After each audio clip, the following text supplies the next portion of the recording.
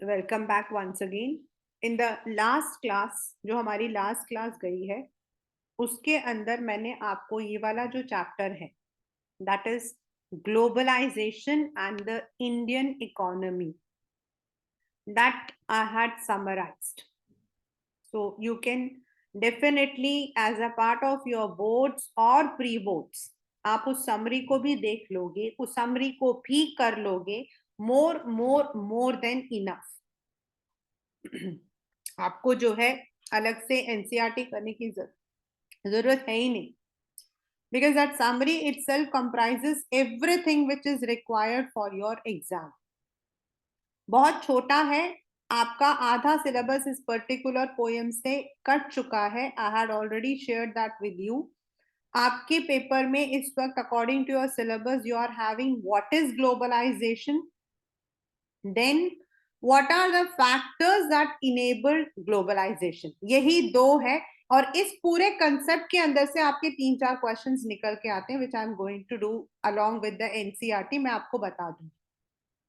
I last year when I told, मतलब last class में जब मैंने आपको बताया था, तो I told you that globalisation is a process. ये एक इतना लंबा प्रोसेस है जो अगर आप अपने पेरेंट्स, अपने ग्रैंड पेरेंट्स से पूछोगे, वो आपको बताएंगे कि उनके या फिर उनके दादा दादी के टाइम में लोग कैसे रहते थे.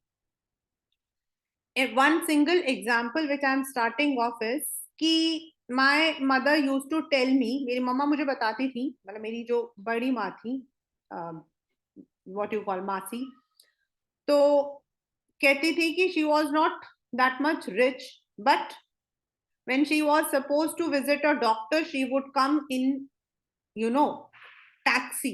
तो टैक्सी में आना एक बहुत बड़ी बात होती थी. और आज हम क्या करते हैं, हमें यहां से कहीं पर भी जाना है, we go to the mobile app, we just, मतलब कि हम लोग ओला या फिर जो भी आपका है उबर, उसको बुक करते हैं और उठ के चले जाते हैं. हाउ इजी इट इज, है ना. So, as consumers in today's world, some of us have a wide choice of goods and services before us, like the digital camera, mobile phones, television, और मतलब कि आज हमारे पास सब कुछ है. It is not that कि ये चीज सिर्फ चाइना में मिलेगी या जापान में मिलेगी.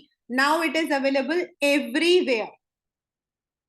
Every season new models of automobiles are seen on the Indian roads. अभी खासकर जब दिवाली या फिर आपका दशहरा आता है तो उन दिनों में कई नई गाड़ियां आती है. Like Maruti, sorry, this Mahindra has their Thar and Maruti has launch their this Jimny, कुछ नाम है उसका वेरी देखने में. तो you have many automobiles of the similar model. Fiat, और पहले क्या होता था, एज आई सेड, पहले जमाने में Ambassador and Fiat were the only cars on Indian roads. उस दिन आपको मैंने बताया था, जो लोग मतलब फिएट जो होता था that was taxi also. Fiat जो है वो टैक्सी भी होता था, और जो लोग घर में मतलब कि पर्सनल व्हीकल होता था वो भी फिएट होता था. N ambassador was use by the people who worked in government, या फिर जिनके हायर पोस्ट में होते थे, स्पेसिफिकली एडवोकेट्स, जजेस, उनके पास ही होता था. Today we can buy cars nearly of all the top company, चाहे वो फोर्ड हो, चाहे वो आपका मतलब इवन अब तो जो है we are even able to see Mercedes on the road. आपके ऑडी के कितने मॉडल्स हमें उसमें मिल जाते हैं. Now we are able to see all of them. It was not so easy. A similar explosion of brands can be seen from shirt to television to processed fruit juices. Such wide range of choice is a relatively recent phenomena. ये नया है, पहले ऐसा नहीं था. You would not have found such a variety of God even 2 decades, आज से 20 साल पहले भी. And the reason is certain changes in economy. तो व्हाट आर दोज चेंजेस, उसको हम बोलते हैं ग्लोबलाइजेशन. तो कैसे स्टार्ट हुआ? Until the middle of 20th century, production was largely organized within the countries. जो थोड़ा मैं अंडरलाइन करती हूँ, they are all in the MCQs या 1 मार्कर क्वेश्चन में आता है या फिर फिल इन द ब्लैंक्स में। मतलब सिर्फ रॉ मटेरियल्स, जैसे इंडिया से कॉटन आपके जो है they use to be exported to other countries, food stuff या कुछ प्रोडक्ट्स होती थी, एंड जो प्रोडक्शन होता था वो सबका अपनी अपनी कंट्री में होता था। Like Ford was an US, Ford was a US company. Then आपके ऑटोबॉन, मतलब कि ये आपके जर्मनी कंपनी थे, these were Germany companies. So most of the, उसी तरीके से जो आपके टीवी होते थे maximum they were in Japan, उस मतलब Soni is the Japanese company. तो इनकी जो प्रोडक्शन होती थी वही होती थी। Colonies such as India exported raw materials and foodstuff and imported finished goods. जैसे हमारे यहाँ से cotton was the most one. Trade was a main, मतलब हम सिर्फ वहां से खरीद कर बेचते थे, खुद प्रोड्यूस नहीं करते थे, हम अपने यहाँ पर ये चीजें नहीं बनाते थे। This was before what we call as multinational corporations, यानी कि एमएनसी। ये आपका जो है this is an MCQ question. मतलब कई जगहों पे हम मल्टीनेशनल कंपनी भी बोलते हैं, multinational corporation is the right word. Class 10, यानी कि व्हाट इज मल्टीनेशनल?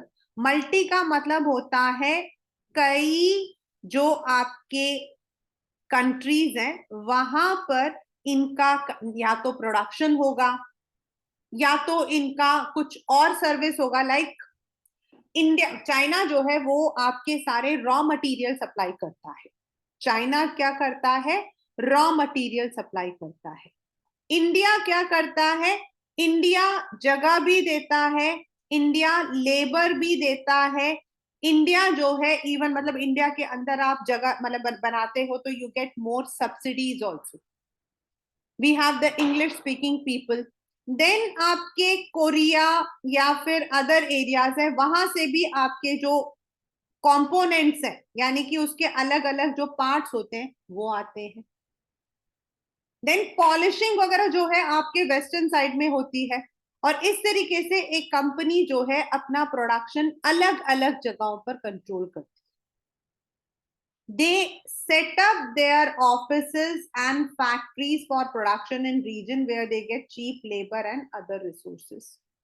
पहले ये सब कुछ अपने ही यहाँ पर करते थे, सिर्फ रॉ मटेरियल को इंपोर्ट करते थे। लाइक लेट अस से फोर्ड है, तो फोर्ड क्या करता था? चाइना से रॉ मटेरियल मंगवा लेगा, दूसरी जगह से दूसरा, and they would be manufacturing it in only in US.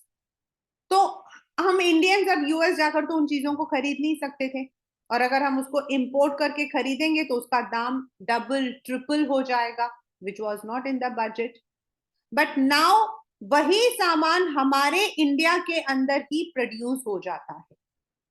इससे क्या होता है? जो कॉस्ट ऑफ प्रोडक्शन है, क्योंकि हमारा जो इंडिया है या चाइना है या फिर आप मतलब कि if you say Thailand, Vietnam, they are all developing nations, Bangladesh, Pakistan, Sri Lanka. तो यहां पर आपको जगह, labour compare to western country सस्ता मिलता है, और इसी वजह से वो लोग अपनी जो कंपनीज हैं यहाँ सेट करने की कोशिश करते हैं। तो उनको जो है प्रॉफिट मिलता है।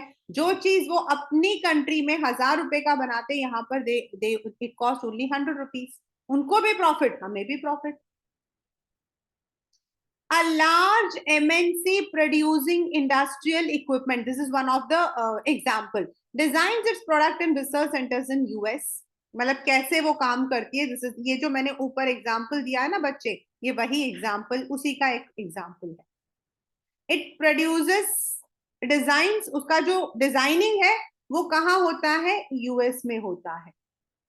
देन उसके जो कंपोनेंट्स हैं वो चाइना से आते हैं।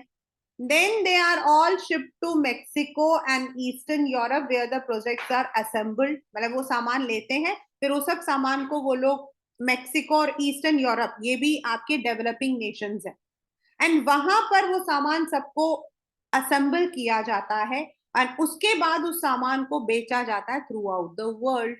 एंड उसका जो कंपनी का जो कस्टमर केयर है वो हमारे हिंदुस्तान में है। यानी कि एक सामान को बनाने के लिए US, China, Mexico, eastern Europe, India, ये सब मिलकर करती है। This is how multinational company runs. ये जो आपका पिक्चर है, this is a call centre in Bangalore. India is the largest मतलब की service provider of call centres. Now in this example, MNC is not only selling its finished, but goods and services are produced globally.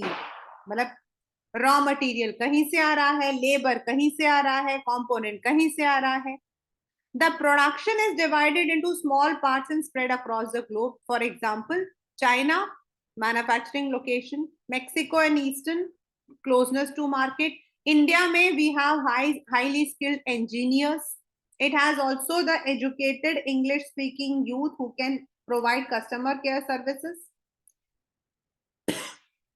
इसकी वजह से जो MNCs हैं उनको जो cost होता है वो काफी कम हो जाता है, that becomes very very less. यानी वो मोबाइल जो अगर वो यूएस में बनाते, मतलब मान लो उनको एक मोबाइल बनाना है, they have to make a mobile. If they are making this mobile, इसका रॉ मटेरियल भी वहीं पे है, सब कुछ वहां पर है, तो this will be costing around 1 lakh. And when it would be sold to other countries, उसका दाम हो जाता 2 lakh 3 lakh. But now the price जो है it comes around 70 to 80,000 and they sell across the globe in the same price range. थोड़ा बहुत फर्क होता है, लाइक मैंने सुना है कि जो आपका एप्पल 515 आया है pro max, it is cheaper in Dubai, bit cheaper, and even in US also it is bit cheaper. But वो फिर बाद में ना उतना ही होता है क्योंकि कस्टम्स का लग के उतने में पड़ जाता है। तो इट इज मोर और लेस द सेम। बहुत 10-15 हजार का फर्क होता है, पहले तो बिल्कुल डबल ट्रिपल होता था।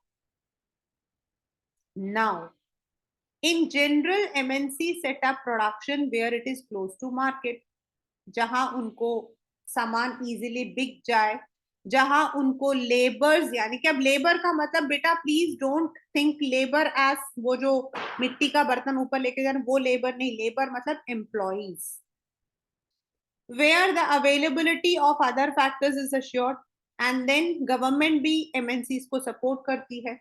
यहां मैं आप लोगों को एक चीज बताना चाहती हूँ, जब हम इंडिया के अंदर कोई कंपनी स्टार्ट करते हैं तो we need to follow the Indian company act 2013। इसके रूल्स एंड रेगुलेशंस के अकॉर्डिंग हमें अपनी कंपनी को सेट करना पड़ता है। We have the legal procedure, but when a multinational company sets up its companies here, so they don't need to follow all the rules and regulations of Indian Company Act. उनको कई चीजों में फायदे मिलते, right? Having assured for all these conditions, MNC set up factories and offices for production. अब ये paper में आपके आया हुआ है, the money spent to buy assets such as land, building, machine is called as investment. मतलब आप भी अगर आप कहते हो मैम हमने 1 लाख रुपए जो है शेयर्स में लगाए हैं, that is investment. If you are bought some, say कोई एसेट आपने खरीदा है, मतलब कोई जमीन खरीदी है, कोई जायदाद खरीदा है, वो भी आपका इन्वेस्टमेंट है। और जब ये इन्वेस्टमेंट कोई फॉरेन कंपनी करती है तो उसको कहते हैं फॉरेन इन्वेस्टमेंट। पेपर में आया हुआ क्वेश्चन है, what is the difference between investment and foreign investment. Investment तो कोई भी कर रहा है, मैं कर रही हूँ वो भी इन्वेस्टमेंट है, आप कर रहे हो वो भी इन्वेस्टमेंट है। एंड फॉरेन इन्वेस्टमेंट मतलब कोई फॉरेन कंपनी अगर इंडिया में इन्वेस्ट करती है, right now Apple, Samsung, all the major giants of मतलब की the world are investing in India. Apple and Samsung ने तो अपना प्रोडक्शन हाउस यहाँ पर नोएडा में शुरू किया, एंड आई थिंक जो अभी एप्पल 15 बन के आ रहा है that is produced in India only, make in India. At times MNC set up production jointly with, अब आपके पेपर में क्वेश्चन आता है, what are the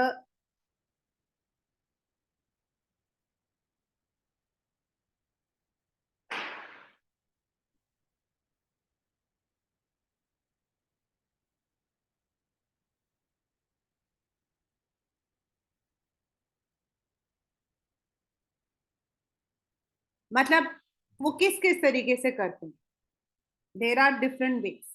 At times, MNC may set up production jointly with local companies, जैसे आपका Maruti Suzuki. Maruti is an Indian company. Suzuki was a Japanese company. Bajaj Alliance, ICICI Pru Life, Hero, Honda. Hero is a cycle company. Honda was a foreign company. So they may join. अब जो Honda है, Suzuki है, they bring their technology, they bring lots of money, they bring new machines. और हम क्या देते हैं उनको? मतलब उन्होंने तो अपने साथ में पैसा दिया, मशीनें दी, देन टेक्नोलॉजी दी. हम उनको चीप लेबर देते हैं, लैंड देते हैं. यहाँ की जो कंपनी होती है वो अपना शेयर करती है. The benefit to local company of joint production is twofold, क्योंकि MNC उनको प्रोवाइड करती है with money and investment and machine, and MNC might even bring the latest technology for production. हमारे यहाँ जितने भी आज गाड़ियां हैं, they are all because of these joint production only. और ये आपका जो है पेपर का क्वेश्चन है. दिस इज वन, मतलब this is one marker question.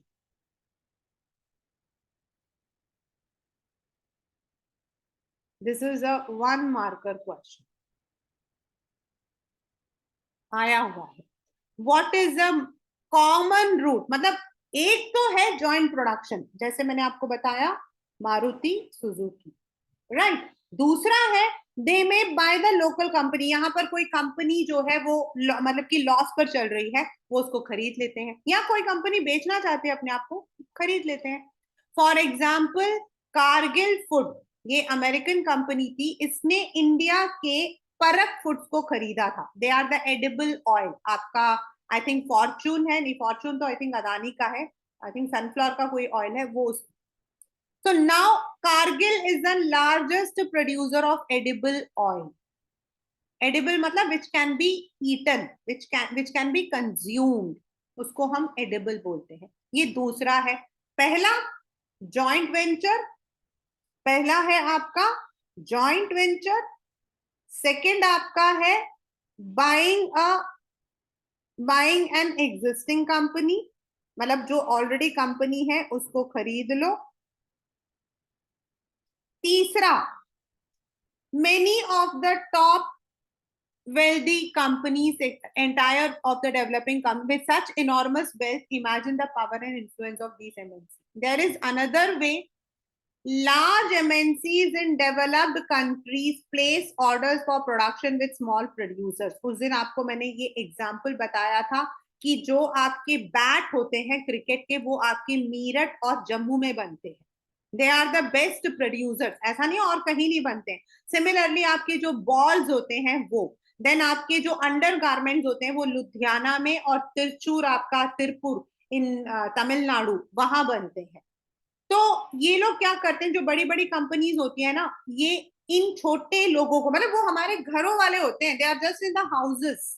Cottage industry जिसको हम बोलते हैं. फैब इंडिया के जितने वेंडर्स हैं, उनके नीचे जो क्राफ्टमैन होते हैं, वो सब सहारनपुर, यहाँ पे इन छोटे छोटे घरों के अंदर है.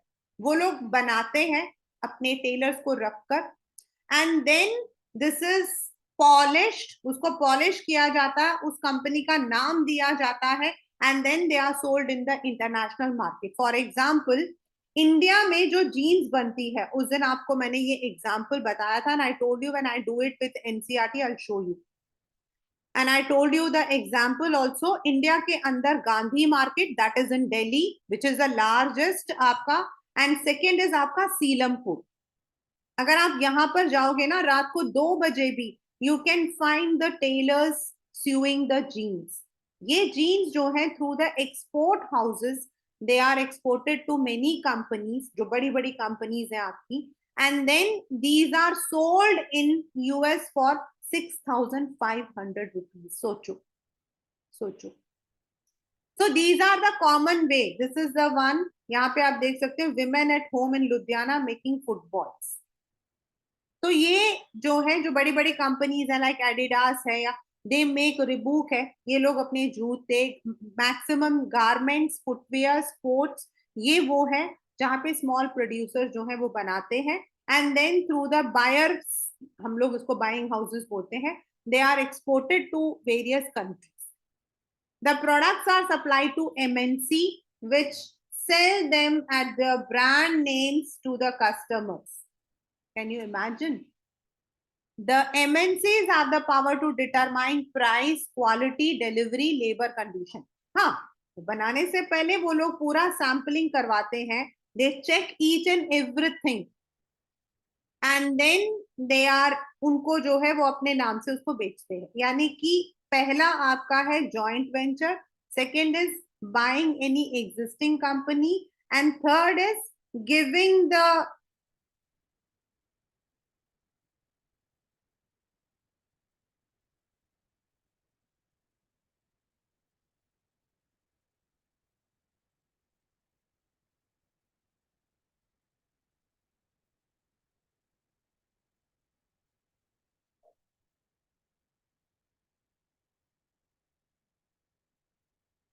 These are the three veg.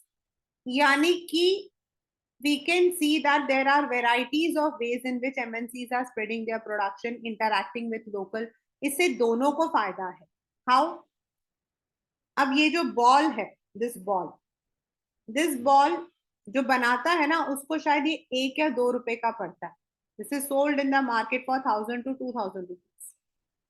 But उसका मतलब ये नहीं कि वो लोग 1800 रुपीज का वो निकाल रहे हैं, इसमें बहुत सारे ओवरहेड एक्सपेंसेस होते हैं, लाइक इसको पॉलिश करवाना, इसको ट्रांसपोर्ट करना, ये सब कुछ होने के बाद दे अर्न डबल प्रॉफिट। यानी कि अगर वो 2000 का बेच रहे हैं तो उनको वो 1000 रुपीज का ही पड़ता है। लेकिन अगर वो अपने मार्केट में बनाए, if they are making it in their own market, then उनको इसकी कीमत ज्यादा पड़ती है। That is why they give these, मतलब कि they go for such production. Now हमारे को क्या फायदा है? इंडिया में 1993 तक unemployment was on the peak. लोग पढ़ाई कर लेते थे, नौकरी नहीं मिलती थी। Many of them shifted outside, abroad चले जाते थे। कई लोगों ने अपना बिजनेस स्टार्ट किया, but we were not having this much of technology. अब हमें एम्प्लॉयमेंट मिल गई है। फर्स्ट इज हम लोगों को एम्प्लॉयमेंट मिल गई है। Second is better choice of products. हमारे पास आज जो है, we are having number of choices. Then हम, गवर्नमेंट जो है उसको रेवेन्यू मिलती है, गवर्नमेंट को जो है रेवेन्यू मिलती है, क्योंकि ये जो एमएनसीज होती है टैक्सेस देती हैं, एंड इस तरीके से हमारी इकोनॉमी बढ़ रही है। This is one of the question which came in the exam. ये वाला आया था as a passage, this came as a passage. That is Ford Motors, the America's largest company, जो अभी मैं आपको बार बार I have been giving this spread over 26 country. और हमारे यहाँ पर इट केम, अभी तो इंडिया से they have exited, they have right now exited, but they came to India in 1995, spent around 1700 crore, Chennai में था।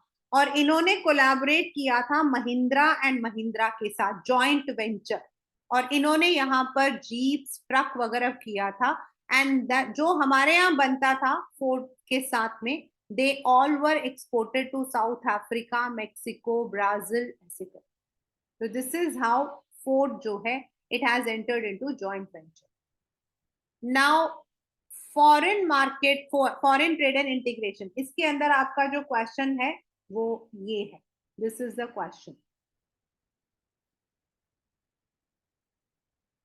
Foreign trade thus results in connecting markets and integration of market. Now how? मतलब आपको मैं already बता चुकी हूँ कि एक जगह से आपका जो है, now what is happening, you if you want to buy a mobile, आपको एक मोबाइल खरीदना है, आपके सामने ओप्पो है, वीवो है, सैमसंग है, एप्पल है, और भी 3-4 आपके पास है। Now you are having choice. The producers, चाहे वो एप्पल हो, सैमसंग हो, ओप्पो हो, वो जो है अब बराबर का टक्कर ला रहे हैं। पहले इंडिया के अंदर सबसे ज्यादा जो बिकने वाला था वो होता था नोकिया। देन नोकिया को डाउन किया सैमसंग ने, सैमसंग को डाउन किया ब्लैकबेरी ने, ब्लैकबेरी को डाउन किया एप्पल ने। Right now Apple and Samsung are टक्कर। लेकिन अभी रिसेंटली आज मैं न्यूज़पेपर में पढ़ रही थी that OnePlus has also come at par with Samsung, यानी कि सैमसंग और वन प्लस भी टक्कर के हैं। इसका मतलब क्या है, जो प्रोड्यूसर्स है उनमें भी तगड़ा कंपटीशन है। इंडिया में जो लोग मतलब कि those Indian producers now they are able to compete at the global level, क्योंकि भाई आपका सामान दूसरा तभी खरीदेगा जब आपके पास इंटरनेशनल स्टैंडर्ड होगा। तो now it is not only Apple और सैमसंग और OnePlus, we are having number of competitors जो इंडियन है, जैसे इंडिया का इंफोसिस, विप्रो, रिलायंस, मतलब कि Adani, they are all top most, they are in the world's number one companies. और for the consumers we have number of choices. हमें एक cream लेना हो, simple, a very weird example है लेकिन मुझे याद आता है, मैं जब छोटी थी, आई was in 10th standard, I was very fond of Nivea cream. मुझे निविया क्रीम बहुत अच्छा लगता था, उसकी खुशबू, क्योंकि उन दिनों में Nivea was not produced in India, it was a foreign product, I think it was Hindustan Unilever और समथिंग एल्स। उसकी छोटी सी डिब्बी आती थी 10 रुपीज की, इतनी छोटी सी। And my mom use to, हमारे घर में चारमिज आता था, तब तो चारमिज या पॉन्ड्स ही होता था, तो मम्मा स्पेसिफिकली व्हेन आई आस्क्ड तो मम्मा मेरे को लेकर देती थी, and I use to keep it for the entire year. Now Nivea को कोई पूछता ही नहीं है। अब आप देखो, ब्लिंकिट उठाओ, कितने सारे क्रीम्स हैं, you will find the Indian grown, like mama earth, colours, अब कितने सारे हैं, मतलब नेम भी हम नहीं रख सकते, इतने सारे ब्रांड्स हैं। This is because of globalisation, this is because of globalisation. For a long time foreign trade has been the main, foreign trade का मतलब होता है दूसरी कंट्री से लेकर यहाँ बेचना, या हमारी कंट्री से दूसरी कंट्री में बेचना, which is also called as export and import. But अब ऐसा नहीं है। In history you would have read about the trade routes, we have already done it in making of global world, जो हमने पढ़ा था।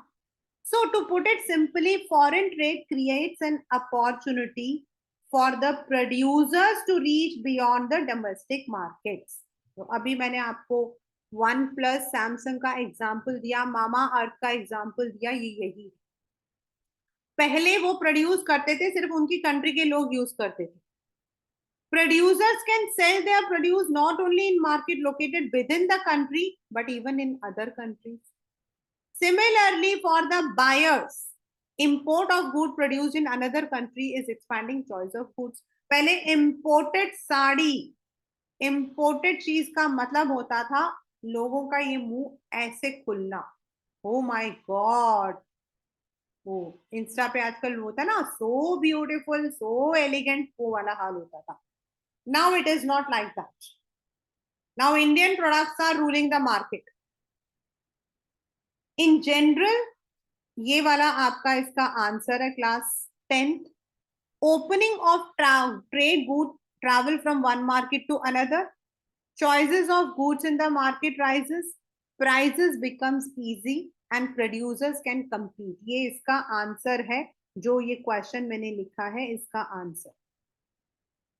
प्रोड्यूसर्स को भी फायदा मिलता है और हमारे लिए भी फायदा मिलता है, right. So now this is how globalisation has help.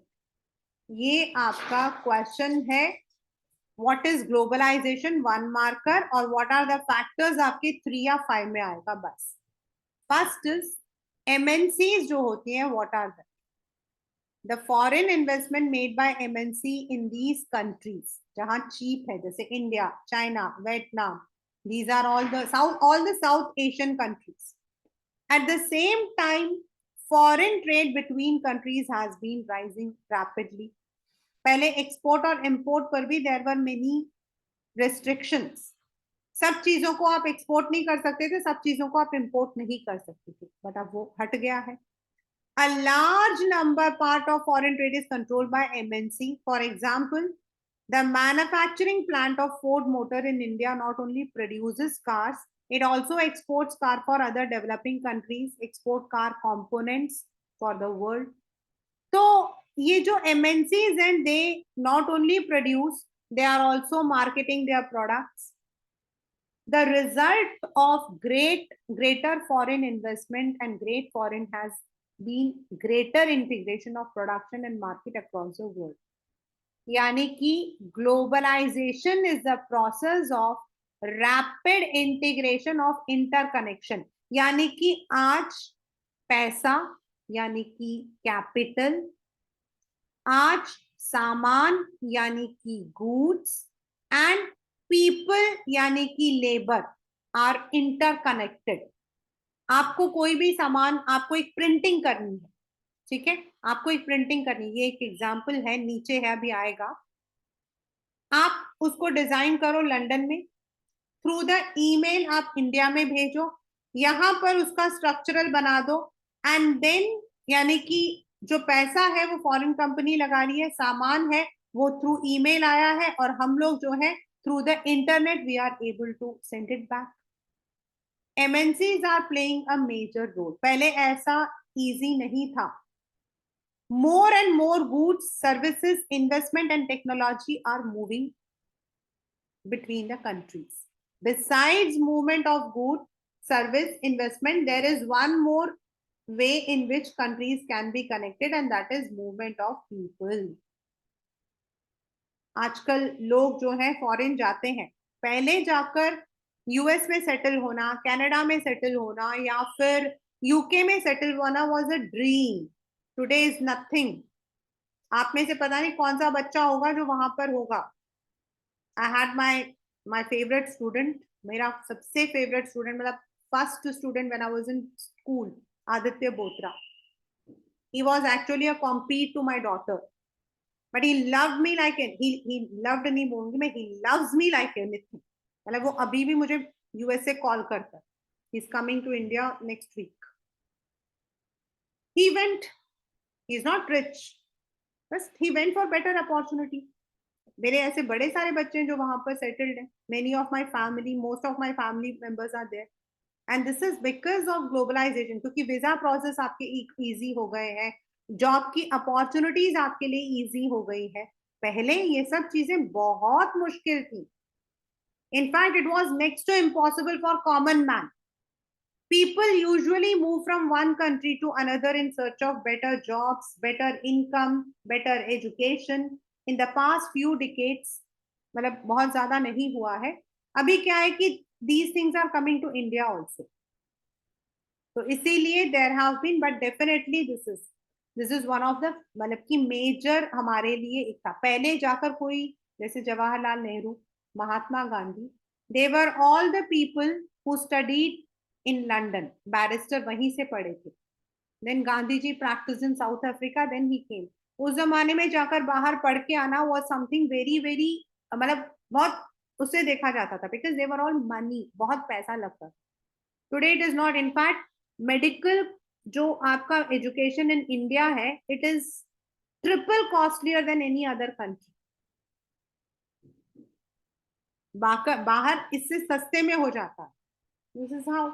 And now this, and then abhi IITs and IIMs are one of the topmost colleges among the world. तो वहां से भी लोग यहाँ आते हैं, यहाँ से भी लोग वहां जाते हैं. Now it is easy, and not only for education, even for tourism. 2019 when COVID आया था ना, that was the period, अगर आप गूगल करोगे you will find 100 में से 80 लोग उस साल जो हैं they were abroad. टूरिज्म इतना डेवलप हो चुका है. अभी थोड़ा रेस्ट्रिक्शन लगा है after Covid, but still now it is easy to go somewhere. अगर आपका कोई फ्रेंड कहता है मैं बाहर होके आया था, तो कोई बड़ी बात नहीं होती. पहले होता था, oh my God. Now what are the factors that have enabled, यही आपका जो है लास्ट है ऑफ योर, मतलब की syllabus. Very fast is technology.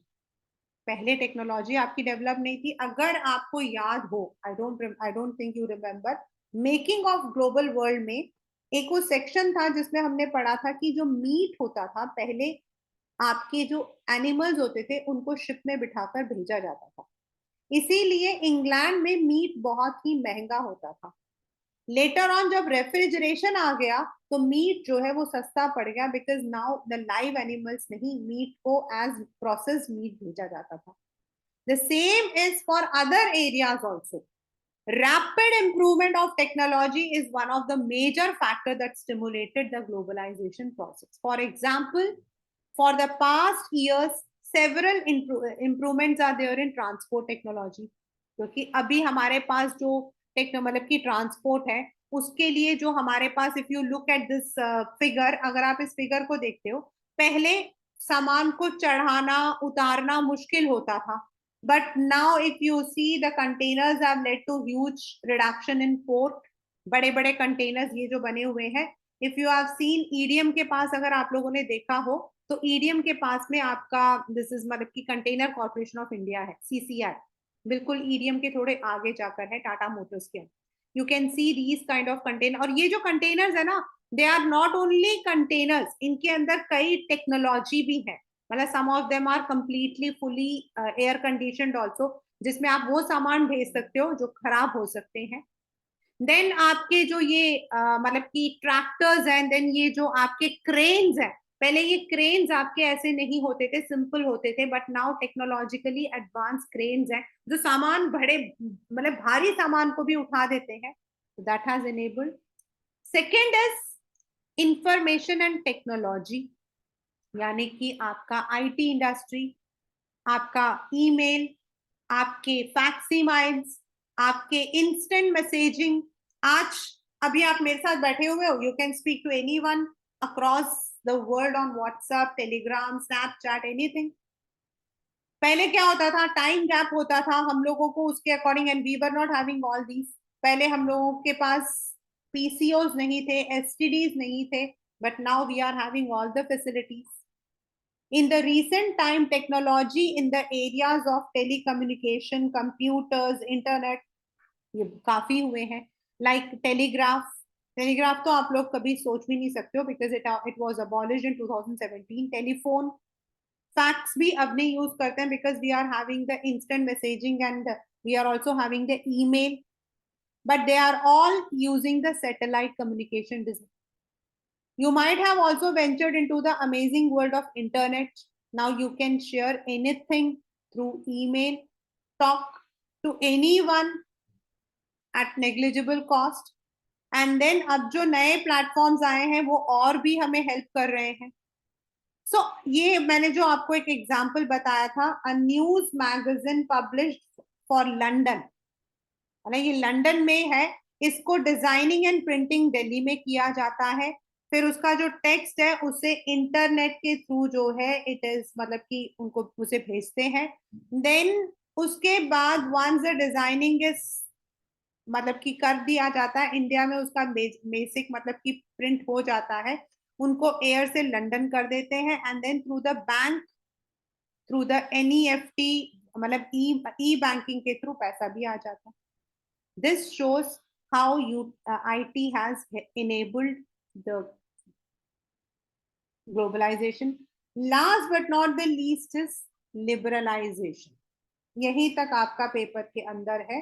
Liberalisation इस बच्चा आपका एक गवर्नमेंट का पॉलिसी है। मैंने आपको उस दिन बताया था, बिफोर हम लोगों को जब व्हेन वी गॉट द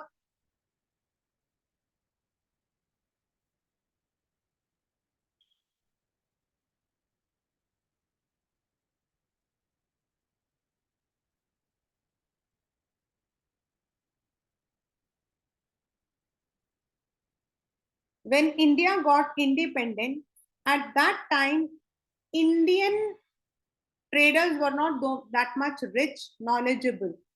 तो इंडिया के जो गवर्नमेंट थी उस वक्त में they had put some restrictions, जिन रेस्ट्रिक्शंस को हम बोलते हैं ट्रेड बैरियर, और ये थे आपके कि आप हर चीज को इंपोर्ट या एक्सपोर्ट नहीं कर सकते। ऐसा क्यों? आपको मेकिंग ऑफ ग्लोबल वर्ल्ड में कॉर्न लॉस था, कॉर्न को जब उन्होंने इंपोर्ट किया तो जो लोकल फार्मर्स थे उनको काफी नुकसान हुआ। तो अगर आप सामान बाहर से सस्ता लेकर आ जाओगे तो इंडिया के अंदर जो प्रोड्यूसर्स जो अपने आप को मतलब प्रोड्यूस करना चाहते हैं वो लोग लॉस में रहेंगे। लाइक हमारे यहाँ पर चाइनीज टॉयज की वजह से हमारे यहाँ के जो टॉय मेकर्स थे वो लॉस में थे, और इसी वजह से इंडियन गवर्नमेंट ने ट्रेड बैरियर डाल रखा था टिल 1991। लेकिन जब उनको लगा कि नाउ इंडिया के पास इतना रिसोर्स है, पैसा है, लोगों के पास इतना नॉलेज है, now we can make it in our own country also, they removed all the trade barriers. जो हमारा था new economic policy, it was a new economic policy which was there in 1991, and ये था उस वक्त में doctor Manmohan Singh was a finance minister and I think PV Narasimha Rao was a prime minister. उस वक्त में जो है हम लोगों ने तीन इंपॉर्टेंट डिसीजंस लिए थे। वन वाज लिबरलाइजेशन, यानी कि हमने अब फॉरेन कंपनीज को हमारे यहाँ पर इन्वेस्ट करने का पूरा मौका दिया। पहले जो उनके ऊपर टैक्सेस लगते थे उसको हटा दिया। इंडिया में भी जो प्रोड्यूसर्स जो मतलब कि बिजनेसमैन फॉरेन के साथ में बिजनेस करना चाहते थे, पहले जो टैक्सेस लगते थे उसे हटा दिया। Privatization right now, it is not there in your syllabus. And globalization is we allowed the multinational companies to invest in our country through different major, उनको इनफैक्ट उनको हमने जो है we gave them many subsidies। और इसी LPG की वजह से इंडिया का जो मार्केट है, जो पहले जैसे मैंने कहा कि भाई किसी के पास फिएट गाड़ी होना भी बहुत बड़ी बात होती थी, आज हर एक घर में अगर anyone is having a scooty और अ कार और एनीथिंग, हमारे पास सबके पास मोबाइल्स है। तो this is because of these three decisions. तो उसका एक है आपका लिबरलाइजेशन। और ये वाला पेपर में क्वेश्चन जो है दिस केम, ये पेपर में आया हुआ क्वेश्चन है, आई थिंक लास्ट ईयर ही आया था। Let us return to the example of import of Chinese toys. China से जब टॉयज को हमने मंगवाया था तो उसमें टैक्सेस हटा दिए थे। उससे क्या हुआ कि जो चाइनीज टॉयज थे वो इंडिया में बहुत सस्ते में मिलते थे, वेयर एज इंडियन प्रोड्यूस जो टॉयज होते थे वो बहुत महंगे होते थे। लाइक एक इंडिया प्रोड्यूस टॉय 300 रुपए का होता था, कंपेरेटिवली चाइनीज टॉय जो देखने में भी सुंदर होता था वो 30 रुपीज का होता था, और वो इजीली अवेलेबल भी था। Suppose the Indian government puts a tax on the import of toys, what will happen? Definitely Chinese toys जो है वो महंगे हो जाएंगे। ये इसका आंसर है बच्चे, please this is the answer. And हमें जो है मतलब चाइनीज टॉयज फिर महंगे हो जाएंगे, फिर जो इंडियन टॉयज है वो सस्ते हो जाएंगे और लोग इंडियन टॉयज को खरीदेंगे। Tax on imports is an example of trade barrier. भाई इंपोर्ट करते हो तो उस पर टैक्स लगना। It is because some restrictions are set up. Government can use trade barriers to increase or decrease foreign trade and to decide what kind of goods and how much should come into the country. अभी recently उन्होंने जो है import of laptop पर barrier डाला था, but unfortunately because India के अंदर अगर आप डाल दोगे तो आधे लोग बेचारे खरीद नहीं पाएंगे, there were lots of protest, तो उन्होंने हटा दिया, but that is government policy. The Indian, ये वाला क्वेश्चन आपके अलग अलग तरीके से आया है कि why did Indian government put trade barrier, और दूसरा इसका क्वेश्चन जो आया है क्लास 10th वो है व्हाई डिड इट रिमूव। दोनों आए हैं। तो it had put because this was considered necessary to protect the producers within the country। भाई अगर फॉरेन से सामान सस्ता आएगा तो इंडिया में कोई प्रोड्यूस ही नहीं कर पाएगा।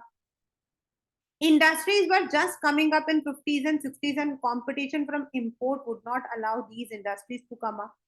Thus, India allowed imports of only essential items like machinery, fertiliser, petroleum, medicine, कुछ यही चीजें आती। ये इसीलिए था कि डोमेस्टिक जो प्रोड्यूसर्स हैं वो लोग जो है थोड़ा डेवलप हो जाए।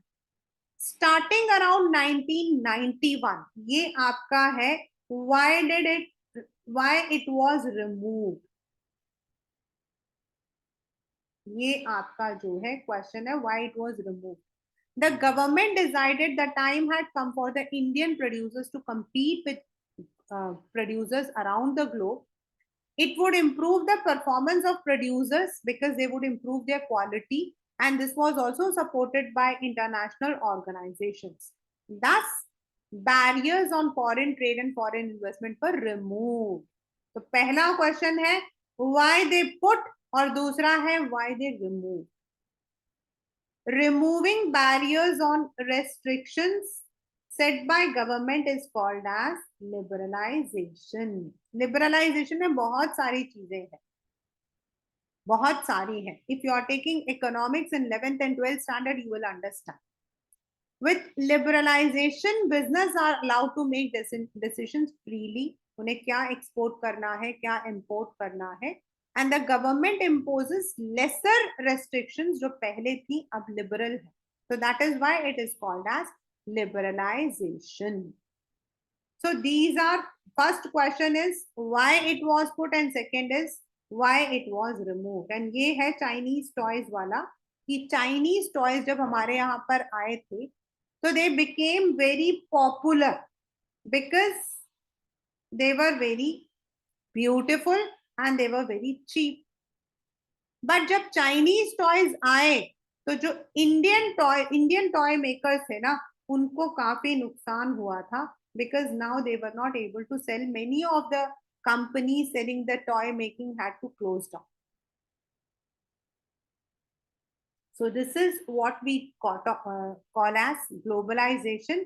यानी कि जब अलग अलग मल्टीनेशनल कंपनीज जो है लाइक आप आज आप मैकडोनाल्ड खाते हो, पिज्जा हट खाते हो, मतलब we all are, these are only because of the liberal policy that they are able to put their franchisee here। यहाँ पर लोकली वो लोग प्रोड्यूस कर पाते हैं और हमें भी वो सामान मिल जाता है उसी जैसा जैसा फॉरेन में मिलता है। Now it is wherever you are living you get everything on your table or in your home, and this is because of the policy what we call as globalization जिसने इंडिया की जो economy है उसको complete change किया। पहले आपका economy जो था वो मतलब कि it was not market oriented, government के पास थी सारे पावर्स तो लोगों के पास चॉइस भी नहीं होता था, इतनी इनकम भी नहीं थी क्योंकि कंपनीज कम थी और जो लोग प्राइवेट कंपनीज में काम करते थे उनकी तनख्वाह जो है वो बिल्कुल मूंगफली के दानों जितनी होती थी। But now multinational companies are paying far better than any government company. तो पीपल लव, लोग क्यों एमबीए करना चाहते हैं, लोग क्यों करना चाहते हैं because if they do MBA they get job into a multinational company, they are having the opportunity to go abroad, they are having opportunity to get more income, they are having opportunity to enhance their skills। तो इस तरीके से multinational companies के आने की वजह से हमारी जॉब अपॉर्चुनिटीज, हमारा इनकम, डिस्पोजेबल इनकम हमारा बढ़ गया और उसकी वजह से हमारा जो overall what we call as the जो इकोनॉमी है वो हमारा इम्प्रूव हुआ है। So that is the chapter globalisation and the factors which is मतलब कि which have enhanced this process। That's all in the chapter as per your CBSE syllabus for class 10 board exam 2024, right?